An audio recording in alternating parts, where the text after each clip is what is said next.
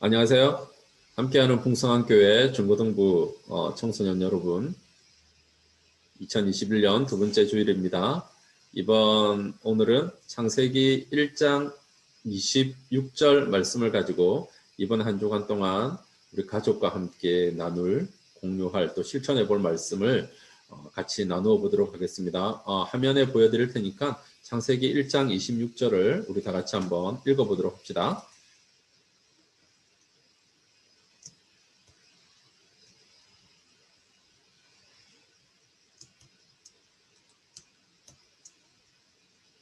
같이 읽겠습니다.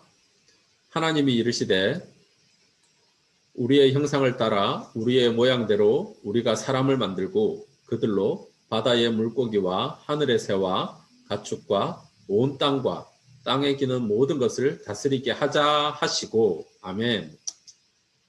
혹시 우리 친구들 꽃들에게 희망이라는 책을 읽어본 적이 있나요? 네, 제가 굉장히 좋아하는 책 중에 하나인데 밑에 보면 애벌레가 보이죠? 이 애벌레들은 원래 나비가 되도록 창조된, 목적된 그런 존재입니다. 옆에 나비도 보이죠? 근데 이 애벌레들이 원래는 나비는 하늘을 이렇게 날아다니는 그런 존재들이잖아요. 그래서 이 책에는 하늘을 날아다니며 하늘과 땅을 잇는 존재, 그리고 이 꽃에서 저 꽃으로 사랑의 씨앗을 날라서 생명을 탄생하는 것을 돕는 존재로 이렇게 묘사가 되어 있는데, 오른쪽 여러분 화면에서 조금 보시면 얘네들이 막 이렇게 애벌레 기둥을 이렇게 막 만들고 있는 거예요. 애벌레 기둥을 왜 만드냐면 기어서 저기 하늘 꼭대기로 올라가려고 이렇게 막 애벌레 기둥을 만들고 있는 겁니다. 근데 그 올라가면서 서로 막 누르고 경쟁하고, 그렇죠? 억압하면서 올라가겠죠. 그리고 맨 위에 올라간 친구들은 어떨까요? 맨 위에 올라갔으니까 절대 밑으로 내려오지 않으려고 굉장한 많은 그런 발부등을 쳐야 하지 않겠습니까?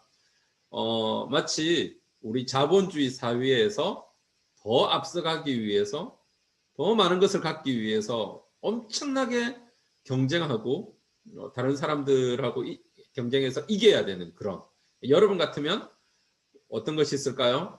아주 좋은 대학교에 들어가기 위해서 끊임없이 경쟁해야 하는 그런 모습들을 이 꽃들에게 희망이라는 책에서 애벌레 기둥을 통해서 잘 묘사해주고 있더라고요.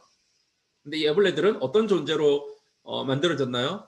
네, 기어서 하늘을 올라가는 존재가 아니라 나비가 되어서 하늘을 날아다니는 그런 존재입니다.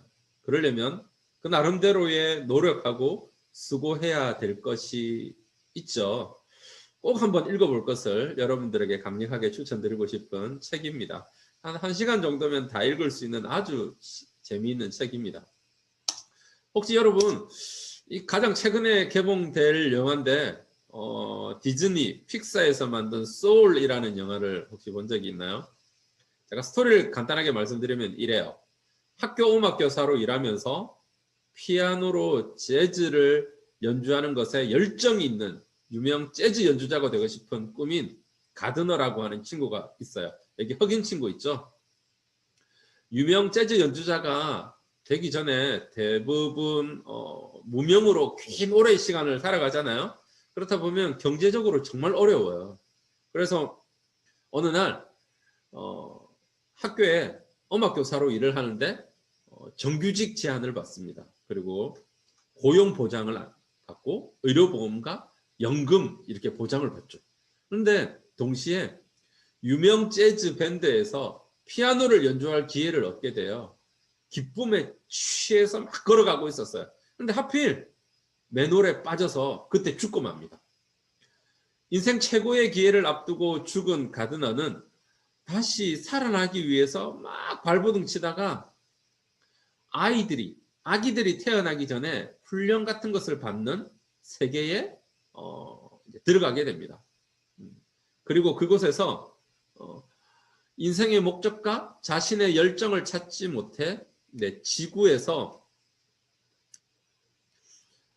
아기로 태어나는 것을 거부하는 여기 있는 22번 만나게 됩니다. 그리고 스토리가 막 전개돼요. 뭐 이야기를 다 재미하면 전개 없으니까 스토리를 다 알면 그렇죠. 영화 막바지에 이 가드너와 얘가 이제 가드너예요. 얘가 이렇게 변했어요. 얘 안에 이 영혼이 들어있는 겁니다. 아기가 이런 교육을 받다가 가드너와 여기는 뭐 이렇게 생긴 친구하고 이런 대화를 해요. 자, 가드너가 이렇게 말합니다. 헤이, 우리는 얘가 22번이에요. 22번의 인생의 목적이 무엇인지 발견하지 못했어. 목표, 열정 말이죠. 뭐 음악, 자연학, 뭐 극기였을 수도 있잖아요. 얘가 이야기합니다. 목적을 부여하다뇨. 어디서 그런 생각을 하게 되었나요? 가드너가 이야기해요. 왜냐하면 나에게는 피아노가 있어요. 저는 피아노를 치기 위해 태어났어요. 제 속에 있는 열정이 피아노예요. 천사가 같은 애가 이야기합니다. 열정은 영혼의 목적이 아니랍니다. 당신들 선배들은 하나같이 열정이니 꿈이니 인생의 목적이니 인생의 의미 같은 것을 말하는데 단순하긴. 그러면서 이런 뉘앙스를 딱 해요. 그런 것은 없어요. 가드너가 이야기해요. 피아노는 나의 열정이야. 나는 알아. 라고 하면서 다시 지상으로 내려옵니다. 그러나 자신의 목적과 열정이 무엇인지 발견하지 못한 22번은 제가 영어 표현을 좀 써볼게요. 아주 쉬워요. I got no purpose. No purpose. 막 이렇게 하면서 괴물이 되어버려요. 그리고 막 방황을 합니다. 이 영화의 메시지는 뭐 여러 가지가 있겠지만 저는 대략 이렇게 좀 봤어요. 자신의 목적, 열정들을 알게 되면 대단한 일을 하지 않아도 대단한 성취를 하지 않아도 하루하루가 너무 소중한 거다. 이 영화도 아주 재밌는데 꼭 한번 볼 것을 강하게 추천드리겠습니다. 이 영화를 보면서 저는 이런 질문이 생겼어요. 여러분, 우리는 어떻게 만들어졌을까? 우리는 어떻게 만들어졌을까? 우리는 왜 만들어졌나? 우리의 인생의 목적은 무엇일까? 우리는 무엇을 하면서 살아야 하나? 특히 나는 무엇을 하면서 살아야 하나? 여러분은 이런 질문에 여러분만 자신만의 대답을 할 수 있나요? 여러분의 부모님은? 혹시 학교 선생님은? 학교가 이런 걸 가르쳐 주나요? 그리고 여러분들이 고민할 때마다 서로 이야기하는 여러분 친구들은 이것에 대해서 이야기할 수 있고 이렇게 이런 거야 라고 말해줄 수 있는 친구가 있나요? 만약에 그런 친구, 선생님, 부모님이 있다면 정말 여러분들은 복된 겁니다. 그러면 도대체 이런 내 인생, 하나뿐인 내 인생의 가장 근본적인 질문에 대한 해답을 어디서 발견할 수 있나요? 여러분들은 어떻게 하시렵니까? 그러면 우리 한번 성경은 이런 질문에 대해서 무엇이라고 말하는지 우리 한번 찾아봅시다. 첫 번째, 우리는 어떻게 만들어졌나요? 우리는 어떻게 창조되었나요? 창세기 2장 7절을 같이 읽어볼까요? 여호와 하나님이 땅의 흙으로 사람을 지으시니 생기를 그 코에 불어넣으시니 사람이 생명이 되니라. 흙으로 육체를 만들고 코에 호흡을 불어넣어 주심으로 사람이 살아있는 영적인 존재가 되었다라고 성경은 이야기합니다. 우리 몸은 이렇게 만들어졌습니다. 그러니까 더 독특한 점이 있어요. 더 독특한 점. 창세기 1장 26절도 읽어볼까요? 하나님이 이르시되 우리의 형상을 따라 우리의 모양대로 우리가 사람을 만들고, 이것이 정말 독특한 겁니다. 우리의 형상을 따라 우리의 모양대로. 그럼 형상은 뭘까요? 라고 하는 이런 질문이 생기고요. 모양대로, 모양은 뭘까라고 하는 이런 질문이 생기죠. 여러분, 형상이란 속성, 캐릭터라고 말하면 좋을 겁니다. 쉽게 말하면 하나님이 성품이 있으시죠. 하나님은 사랑이시다, 공의로우시다, 진실하시다, 거짓이 없으시다. 이것을 하나님의 형상, 다른 말로 하면 하나님의 성품, 영어로 캐릭터라고 말할 수 있을 것입니다. 사람은 하나님을 닮아서 성품이 있어요. 성깔이 있어요. 하나님의 대표적인 성품은 뭘까요? 요한일서 4장 8절에 보면 하나님은 사랑이심이라고 합니다. 자, 하나님의 형상, 하나님의 성품, 속성, 네, 캐릭터 이렇게 보면 좋고요. 그러면 모양은 뭘까요? 모양은 모드, 스타일이라고 생각하면 좋을 것 같습니다. 자, 여기 물이 있어요. 물은 H2O죠. 네, 그죠. 나름대로의 물이 특성이 있어요. 뭐 높은 곳에서 아래로 흐른다. 100도가 되면 수증기가 된다. 이런 나름대로의 물의 특성이 있죠. 어떤 그릇에 담느냐에 따라 그러나 물의 모양은 달라집니다. 그러나 물의 본질, 속성은 변하지 않죠. 이런 그릇, 담는 그릇 이런 것을 모드, 모양이라고 보면 좋을 것 같습니다. 하나님께서는 혼자가 아니세요.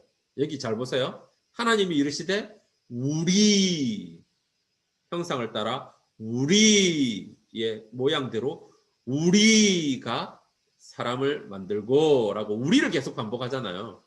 하나님의 모드, 하나님의 모양, 하나님의 스타일은 공동체이십니다. 그래서 신약 성경에 보면 성부 하나님, 성자 예수님, 성령 하나님 이렇게 서로 관계하시죠. 그러면서 하나님 한 분이시세요. 참 신기하시죠? 우리는 사회, 공동체를 이루어 서로 사랑하며 살도록 창조되었습니다. 그래서 사람도 서로 이렇게 모이면서 살아갑니다. 우리의 형상을 따라 우리의 모양대로 사람을 만들었다 그랬는데, 네, 남자와 여자를 만드셨어요. 그래서 인간은 모여서 살도록 하나님이 만드셨고, 왜? 하나님이 공동체를 이루어서 사시는 것처럼 우리도 그렇게 살기를 원하세요. 그러면 우리의 형상을 따라 하나님은 우리가 서로 하나님이 사랑이시다라고 하신 것처럼 우리도 서로 사랑하며 섬기며 살도록 하나님이 우리를 만드셨어요. 우리는 여러분 진화론자의 설명처럼 원숭이가 노력해서 오랜 시간이 돼서 우리가 된 게 아니에요. 우리는 그냥 처음부터 다른 동물들과는 구별되게 하나님의 형상을 따라 하나님의 모양대로 특별하게 만들어진 존재입니다. 우리는 이렇게 창조되었어요. 자, 그러면 두 번째 질문을 한번 던져볼까요? 그러면 왜 하나님은 사람을 창조하셨나요? 이건 여러분들이 왜 이 땅에 태어났는지를 그 목적을 설명하는 것과 똑같습니다. 자, 이사야 43장 7절을 읽어볼까요? 시작. 내가 내 영광을 위하여 창조한 자를 오게 하라. 그를 내가 지었고 그를 내가 만들었느니라. 왜 만드셨나요? 하나님의 영광을 위해서 만드셨습니다. 하나님 자신의 영광을 저와 여러분 같은 사람을 통해 보여주기 위해서 만드셨어요. 영광, 그러면 어렵잖아요. 그냥 아주 쉽게 거울을 통해서 반사한 것이 영광이다라고 생각하면 아주 쉽습니다. 영광이 뭐라고요? 어떻게 하나님의 영광을 드러내면서 사냐고요? 거울처럼 하나님의 형상을 따라 하나님의 모양대로 살아가는 그 모습을 비추어 주면 그것이 바로 하나님의 영광을 위해서 사는 것입니다. 하나님을 더도 말고 덜도 말고 그대로 반사하는 것이지요. 하나님처럼 하나님의 형상을 따라 모양대로 우리가 서로 사랑하며 살며 그리고 우리가 서로 섬기고 그러면 무엇인가 대단한 일을 하지 않아도 대단한 성취를 이루어내지 않아도 살아가는 그 자체가 하나님께 영광이 됩니다. 어렵지 않죠? 네.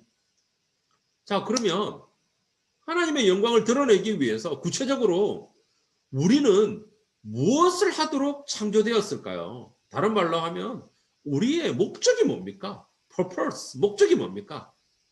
창세기 1장 28절을 같이 읽어봅시다.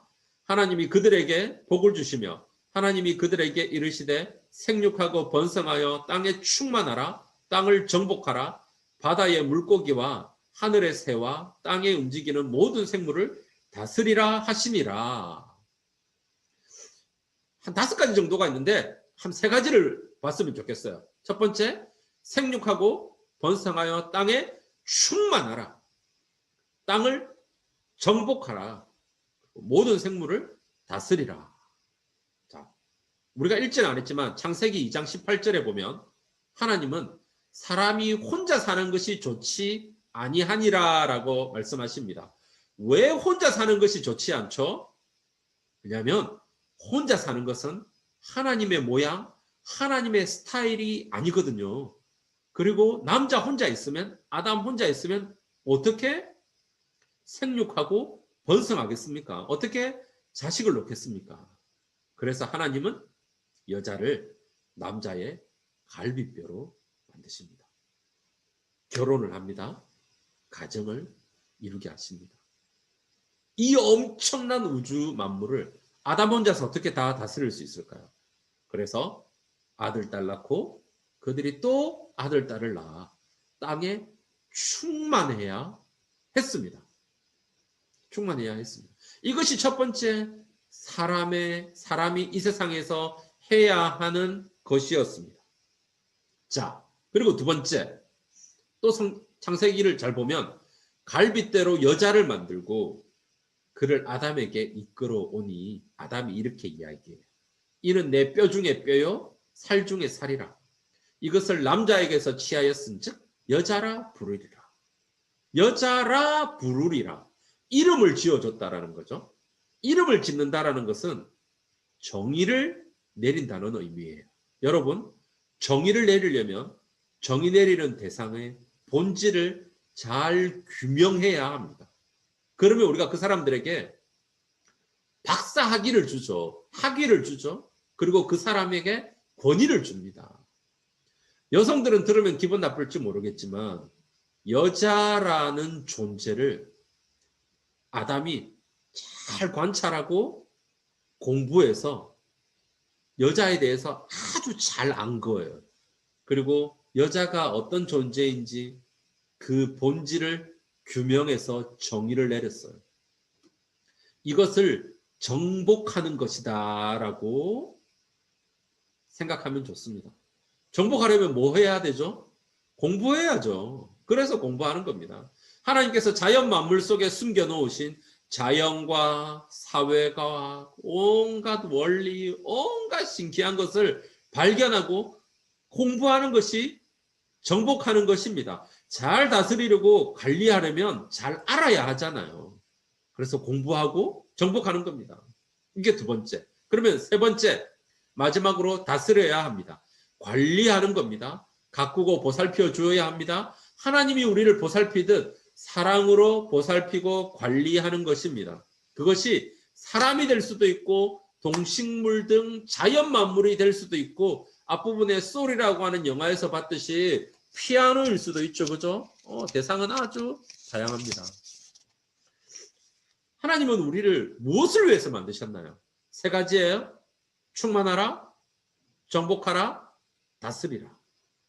이것이 하나님이 우리 사람을 만드신 목적이에요. 이거 하라라고 처음 아담을 만드시고 아담 이후에 계속해서 태어날 온 인류 공동체에게 부여한, 공통적으로 부여한 삶의 목적입니다.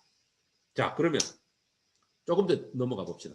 그러면 나는 무엇을 해야 하나요? 그러면 구체적으로 우리가 오늘 창세기 이 말씀을 듣고 이 말씀을 읽고 나는 무엇을 해야 하나요? 자, 첫 번째, 하나님께 영광이 되는 삶을 살아야 합니다. 앞부분에 하나님의 영광이 무엇인지 설명했죠. 하나님을 그냥 잘 비추는 겁니다. 하나님이 우리를 사랑하듯 우리도 서로 사랑하는 것이 하나님을 잘 반사하는 것입니다. 잘 반사하는 것입니다. 그러면 하나님이 영광을 받으세요. 하나님이 영광을 받으세요. 결코 어려운 것이 아닙니다. 자, 그리고 두 번째. 첫 번째, 하나님께 영광 돌리는 삶을 살아야 된다. 두 번째, 우리는 예배해야 합니다. 우리는 예배하도록 만들어진 존재입니다. 자, 예배, 교회에서도 예배합니다. 매주일 우리 공동체가 모여서 왕 대신 하나님 앞에 우리가 일주일 동안 살았던 그 삶, 그리고 우리가 하나님 앞에 가치 있는 것들을 가져와서 왕 대신 하나님 앞에 가치 있는 것을 올려드립니다. 찬송, 기도, 헌물, 네, 또 말씀을 듣는 것, 이런 것들을 통해서 이것이 공적인 예배이죠. 예배라는 건 이런 뜻이 있습니다. 가치 있는 것을 드린다. 가치 있는 것을 드린다.